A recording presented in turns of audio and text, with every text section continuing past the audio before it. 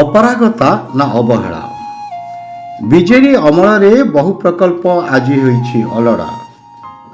କବିସୂର୍ଯ୍ୟନଗର ସହରକୁ ସରସ ସୁନ୍ଦର କରିବାକୁ ନବୀନ ସରକାରଙ୍କ ଅମଳରେ ନିର୍ମାଣ ହୋଇଥିଲା ଅନେକ ପ୍ରକଳ୍ପ। ଖର୍ଚ୍ଚ ହୋଇଥିଲା କୋଟି କୋଟି ଟଙ୍କା।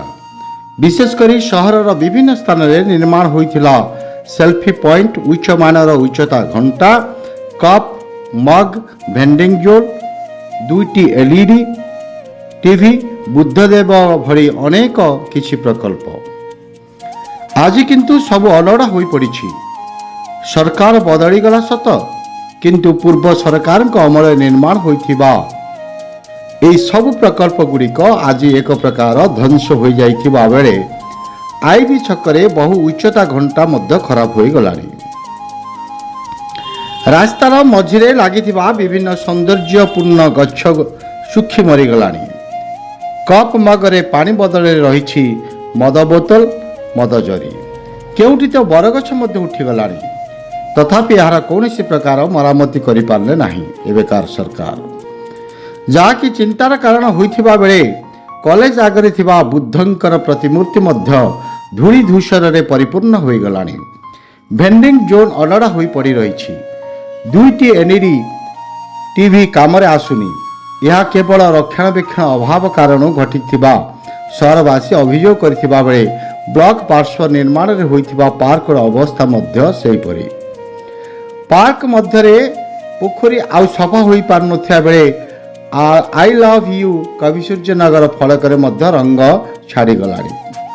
ଲାଗିଥିବା ଲାଇଟ୍ ଚୋରି ହୋଇଗଲାଣି, ଯାହାକି ଚିନ୍ତାର କାରଣ ହୋଇଥିବା ବେଳେ କାହିଁକି ଏଭଳି ଭାବରେ ସହରବାସୀଙ୍କୁ ଲଲିପପ୍ ଦେଖାଯାଉଛି ତାହାକୁ ନେଇ ଅଶାନ୍ତି ବୃଦ୍ଧି ପାଇଲାଣି।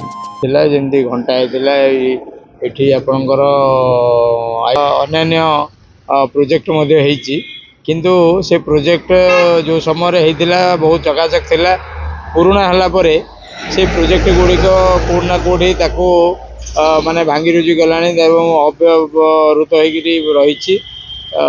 ତାକୁ ନିଶ୍ଚିତ ଭାବରେ ପ୍ରଶାସନ ତରଫରୁ ହଉ କି ଯେଉଁମାନେ ଶାସନରେ ଅଛନ୍ତି ସେମାନେ ତାକୁ ରକ୍ଷଣାବେକ୍ଷଣ ସହିତ ତାର ଯେମିତି ଲୋକଙ୍କ କାମରେ ଆସିପାରିବ ତାକୁ ନିହାତି ସେ ଯେଉଁ ସଜାଡ଼ିକିରି ତାକୁ କାମରେ ଲଗାଇବାର ଆବଶ୍ୟକତା ରହିଛି। ବିଜୟ ସରକାର ଆସିବା ସମୟରେ ଯାହା କିଛି କରିଥିଲେ ବହୁତ ଭଲ ଥିଲା। ଲାଇଟ୍ ଫାଇଟ୍ ଲାଗିଥିଲା, ଅନ୍ୟ ଗାଁ ଲୋକମାନେ ଆସି ସେଲ୍ଫି ନେଉଥିଲେ। ଆଜି ଦେଖିବାକୁ ଗଲେ ବହୁତ ଅନ୍ଧାର ହେଇଗଲାଣି। ସେଥିପାଇଁ ଆମେ ଟିକେ ମନ ଦୁଃଖ ଅଛି, କାହିଁକିନା ଏତେ ପଇସା ବହୁତ ପଇସା ହେଇଛି, ଖର୍ଚ୍ଚ ଇନଭେଷ୍ଟ ହେଇଛି, ତଥାପି କିଛି କାର୍ଯ୍ୟ ହେଉନି। ଆଜି ସବୁ ଅନ୍ଧାର। ଦେଖନ୍ତୁ ଆଜ୍ଞା, ମୋ ପଛପଟେ ମଗୁ ଅଛି, ସିଏ ବି କିଛି କାମ ଦେଉନି। ଲାଇଟ୍ର ସୁବିଧା ନାହିଁ,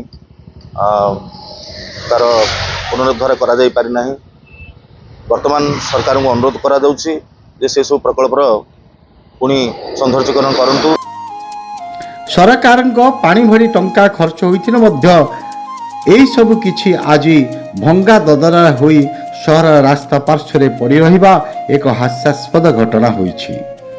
ଏହାକୁ କାର୍ଯ୍ୟକ୍ଷମ କରିବା ପାଇଁ ବିଧାୟକ କହିଛନ୍ତି ବିକାଶ ହେବ, କିନ୍ତୁ ଧୀରେ ଧୀରେ ହେବ, ଯାହାକି ଏହି ସହରବାସୀଙ୍କ ମଧ୍ୟ ଆଲୋଚନାର କାରଣ ହୋଇଛି। ଧୀରେ ଧୀରେ ବିକାଶ ଆଗକୁ ବଢ଼ିବ ଏବଂ ବିକାଶକୁ କେହି ବି ରୋକିପାରିବେ। ବ୍ୟୁରୋ ରିପୋର୍ଟ, ପ୍ରେରଣା ନ୍ୟୁଜ୍ ଟୁଡେ।